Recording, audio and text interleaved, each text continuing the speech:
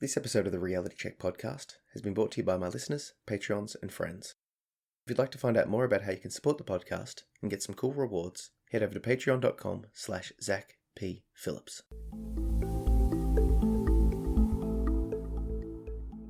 So yesterday I did a self-care Sunday challenge. Basically, I've recognized that I was having a rough week. I recognized that my mental state was quite down, and I wanted to take some time to just sort of really hit the nail over the head and address it now before it got worse, before it spiraled out of control, before I lost more functionality than I already had. To put it into context, I had a rough day at work on the Monday. Then that led to some poor choices on the Tuesday and the Wednesday. I had to take some time off work. And I was able to slowly recover. And then I just sort of, by the weekend, by that Sunday, I realized I'm like, okay, I need to reset. I need to look inwards, take some time for myself, and really just look after myself to be able to put myself back on the path. So what I decided to do was use that whole Sunday as a rest and recovery time. So what I decided to do was a few different things. I'm going to break it down. I'll share briefly what I did, and I'll put a picture in the show notes so you can sort of read what all of these are and why. But I did an hour of meditation, 15 minutes writing therapy, a hour-long walk, 30 minutes of stretching, a warm bath with a book, drank 2 liters of water, and did a full day food fast. So why all of these things? And what were the results? So in general, the results were great. I feel crazy refreshed and ready to go. But specifically, why each thing? So the hour of meditation, I talk about it all the time, but meditation is just so prime for just discovering who you are, what's going on inside your brain. If you want to know who you are, if you want to know what's going on, just sit in silence and look and just watch. This was a practice of mindful breathing, so just focusing on the breath entering and leaving the nose. Usually I do a 10-minute guided meditation in the morning and a 10-minute mindfulness practice in the morning. If I have more time, I do more, but that's generally what I can fit in. So I decided to, 6 times that. And interestingly, the results, the benefits were compounded. It was quite significantly more beneficial. I felt quite a lot more relaxed. I felt a lot more freer. My chest was just open. I had this sort of just general calmness to my disposition. Interestingly, it felt almost as long as a 15-minute session. I know that sounds a little bit crazy, but the actual sort of internal clock, it went very quickly. There was only a couple of times that I remember thinking man, I'm still meditating.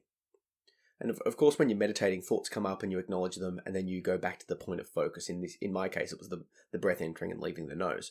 So thoughts of what am I doing here? This is boring, yada yada, do pop up. The whole point of the meditation is to return your focus back to the breath. And I sort of left going, oh man, that was just so utterly refreshing.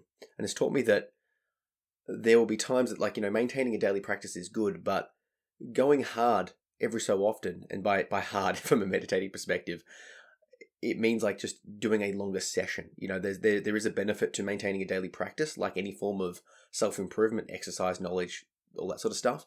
But going the extra mile, doing that extra session, the longer session, or in terms of meditation, the retreat. In terms of exercise, it would be doing a harder session or exercising different muscles or targeting or doing a different thing. It produces different benefits. And in some of the books that I've read about meditation, they suggest to do this thing. And this has really demonstrated to me the benefit of upping the amount of time. Now, I don't have an hour to do meditation every day. I'd love to. But what I've realized is on the opportunities to take that time, it's certainly worth it. And in fact, later on during the day, my son came and sit on me, and I'm trying to sort of get him into meditation, just being peaceful and calm. So we did another 10 minutes together, and I was actually able to, I sort of wasn't feeling adverse to it. I was wanting more of it. So quite telling there. I the walking and the stretching is basic body recovery. I lift weights every day and go quite hard on my physical body. So a calm walk and a stretch is obviously very beneficial. The parasympathetic nervous system benefits of calming down, a calming walk, a calming stretch. That relaxation is obviously great. Drinking water is self-evident. We need to be hydrated. I find I'm always a big water drinker, but just ensuring that I'm just hydrating myself. And yeah, obviously. Warm water with a book, warm bath with a book makes sense. I love reading, and baths are very relaxing. Once again, the parasympathetic nervous system, the bit of escape, the enjoyment of reading the book. But the main ones I wanted to sort of drill down upon, other than the meditation, was the writing therapy and the full day fast. So once again, I've talked about writing therapy before, but basically the practice is you get a pen, get a page or your laptop, and you just write. You just write whatever comes to your mind, and you just get it out. This is a great way to... It's like sort of like it's writing therapy. The page listens. The page doesn't judge. You can discard the page. It has no preconceived notions of who you are, what you are. It's just expression. And if you think about it, a lot of the benefits you get from a psychologist or psychiatrist or friendship groups or a, religious advisor, all of these things comes from just talking, just getting it out. It's why we're social creatures. It's just expression and understanding.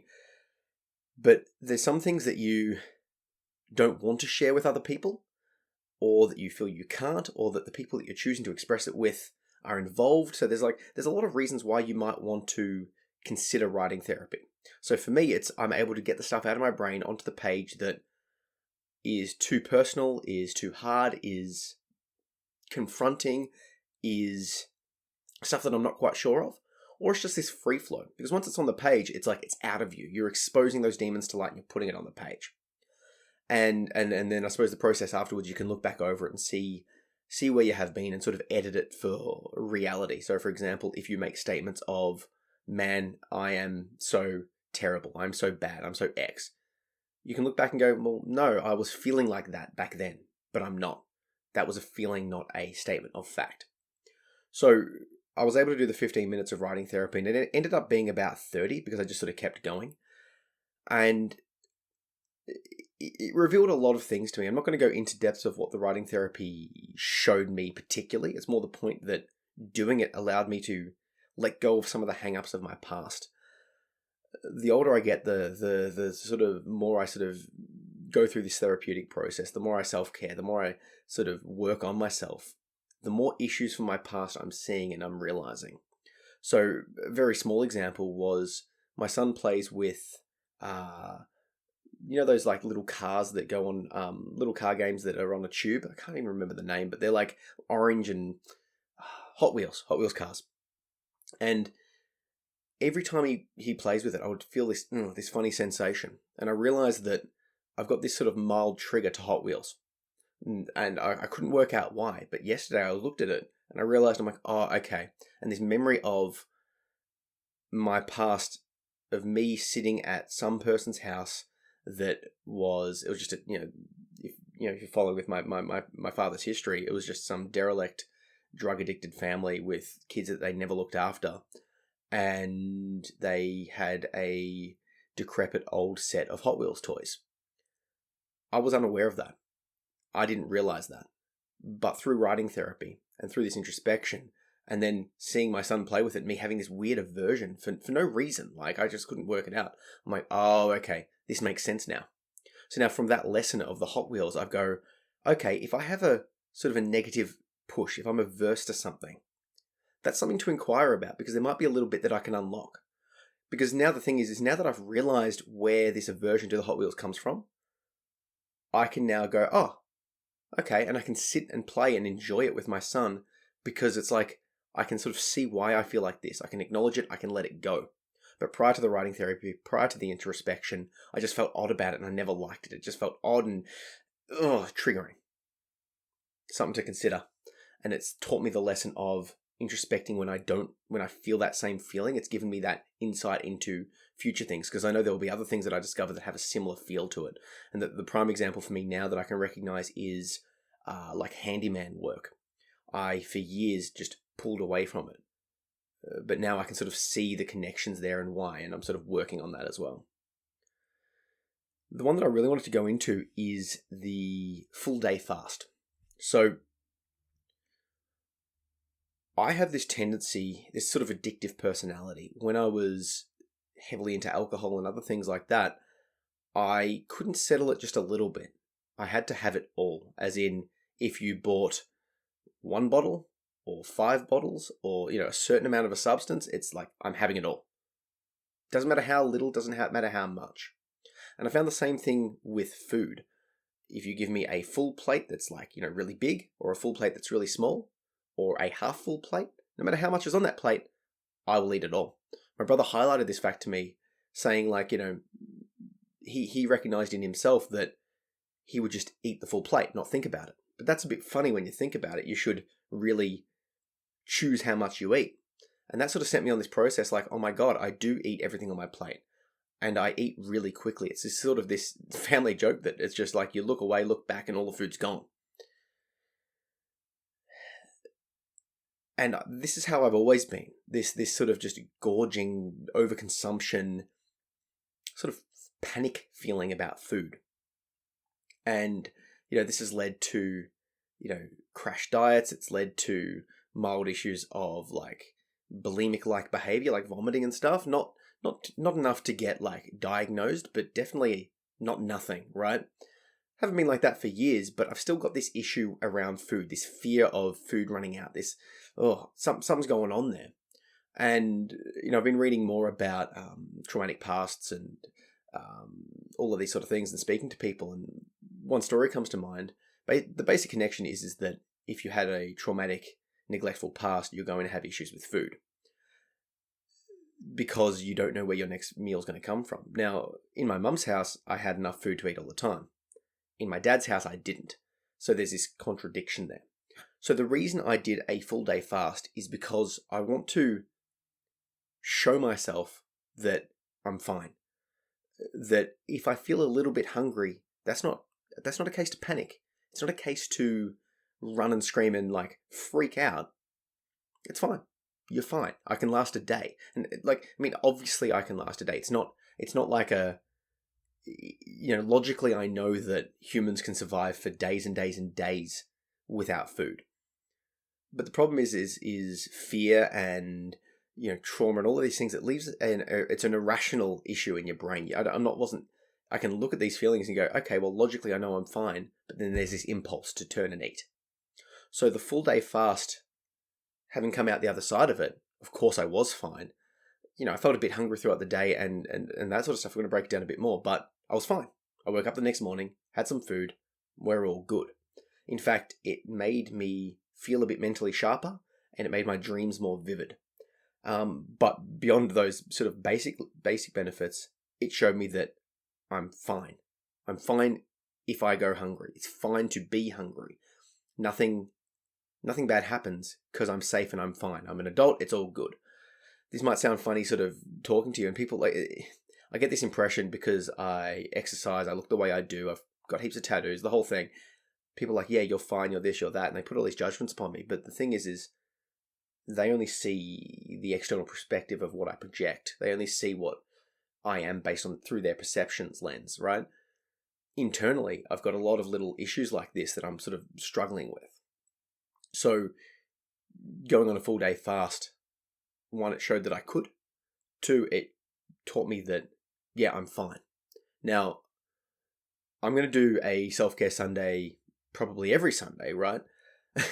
But I won't do the fast every time because it's not something that I'm keen on doing. I may not. I'll probably end up doing like a fast once a month, and I might push it out to maybe 2 days next time, just to really just reinforce this lesson. It's not. Don't get me wrong. It's not like pleasurable. It's not something I would be like, hell yeah, this is great. But it's more for the benefits of the mental state benefits of proving to myself you're fine. Food's regular. You've got the money to support it.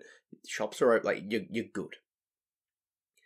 And I suppose the broader lesson here is that if you've had a traumatic past, you might have a similar hang up to food as I do, or you might have other hang-ups that I don't have, but you may based on what you had and didn't have as a child. Another immediate one for me would be like just, care and concern and appreciation from a role model father figure sort of person. My dad just wasn't there. He just basically was absent even when I was in his company. It's like he wasn't present. So I realize I've got this craving for sort of a male role model figure's appreciation of my worth. However, what's the solution to this? The solution is to act, to create, to produce for myself.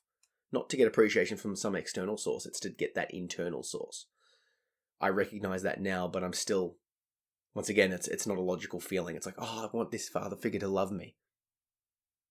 Okay, well, my father's passed away, and he was completely inadequate.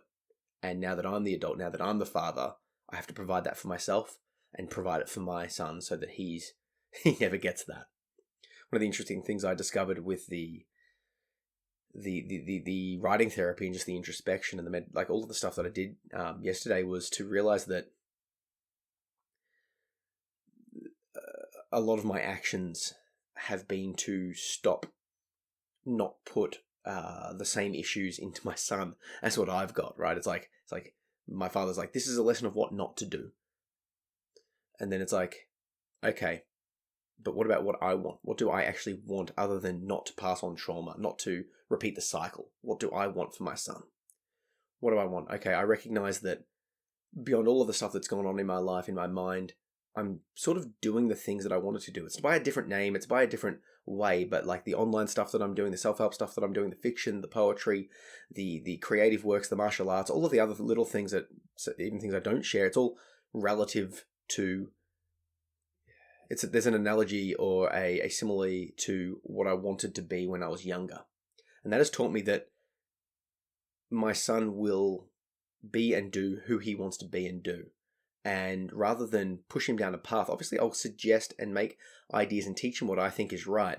But if he shows interests in certain topics or a desire to go down certain paths, let's do it. Let's encourage that. Rather than sort of putting the anxiety upon him, worry, you should try this, or what about this other thing? I don't know. I don't know what the world's going to be like for him. I don't know the world that he exists in the sense that he's a child as I'm an adult. So his universe is very different to mine, even though we're existing in the same place. I've sort of, not that I have, but worked it out, quote unquote, enough to at least survive and be functional. He's working it out. He's learning. He's growing. And by the time he's my age, the world will be completely different. So who am I to say that I'm right? By the time he's my age, I will be 65, right? By that time, that's going to be 30 years from now, whatever, the world will be a significantly different place, and it will take new ways of thinking. So it would be better to encourage and push down his interests as opposed to force him down certain paths. However, there are things that I will be giving him that I didn't have. Once again, it's sort of these are the lessons that I think are valuable. For example, I'll be teaching him self-defense, martial arts, how to exercise, how to treat your body well, how to be confident in your skin. I'll be teaching him money management. We're already, whenever I do a task that earns money in the house, for example, helping with work in some capacity, he earns a bit of money and then he's allowed to spend it on whatever he likes. Now, yes, he's 3.5 and he's choosing to spend it on, biscuits and Transformer toys, right? But it's already teaching him self-efficacy and the self-reliance and the idea that if you do something, you get a reward for it, or at least you should. Is this right? Is this wrong? Will it teach him certain, bad things that he will criticize me for? Maybe. But the sort of solace that I've come to is that I'm at least sort of thinking about and making those choices. I have this real feeling that my father didn't step back and think of what he was doing, how his lifestyle was impacting my and my brother's upbringing. And if he did think about it, he didn't have the fortitude or strength to change. Or if he did change, the changes he made didn't go far enough. So either way, it's I want to make sure that I'm that positive role model. So what I'm getting with all of this is taking a day to recover my mental state was a very good choice, and it's one that I'm going to instill again. So like I said, I've called it self-care Sunday challenge. Made it up myself, whatever. Put your own things in there. I put these things in there because it sort of hits all of the nails on the head for me. I posted a little image of this on Saturday, the day before I did this, saying I'm going to do this tomorrow, and I think maybe 5 to 10 people were like, "Yeah, I'm going to jump in," except most of them said they're not doing the fast. Fair enough. If you don't have the same issues with the fast, don't do it, right? If you would prefer to do certain things or other things, it's self-care is what matters to you. I just want to highlight that self-care isn't just feel-good activities, though. It's not like, oh, I'm going to eat a chocolate cake. That's self-care because I'm, treating myself. Maybe to me, self-care is more things that make you feel good in the short and the long term. So, like, meditation has immediate benefits and it benefits you in the long term. Same as the writing therapy. Same as the walking and the stretching and the water, right? Same as the relaxation activities. The full day fast, there are certain potential benefits of intermittent fasting in your day. I do practice intermittent fasting as a, every day eating in a certain 8-hour block, basically. And there's some suggestions, I haven't really looked into it fully, of full day fasts or regular full day fasts. I'm no expert. But the point is in general, your self-care should be like habitual changes. It should be things that will benefit you in the long term. At least that's just my take. I mean, if you're sad and depressed and you need to eat the cake so you don't self-harm, by all means eat the cake, right? But also take other action so that the next time you don't need to eat it. Does that make sense? Like, don't harm yourself. Eat the cake now. But if that's where you stop, I think there's a little bit of a folly there. You should actually keep going and go, well, what can I do as an ongoing thing as well? Do I need to exercise? Do I need to take my medicine? Do I need to do some writing therapy? Do I need to speak to a doctor? Do I need to call a friend? What do I need to do that will get me out of this funk so that I don't have to eat the cake or self-harm? Do you see what I'm going for there? Anyway, with all this in mind, like I said, click the link in the show notes or have a look at the show notes. I'll put the stuff that I did for the self-care challenge there.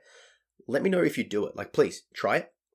Try the whole lot. Try the meditation, the writing therapy, the fast, the walk, the stretch, the water, and the bath with a book.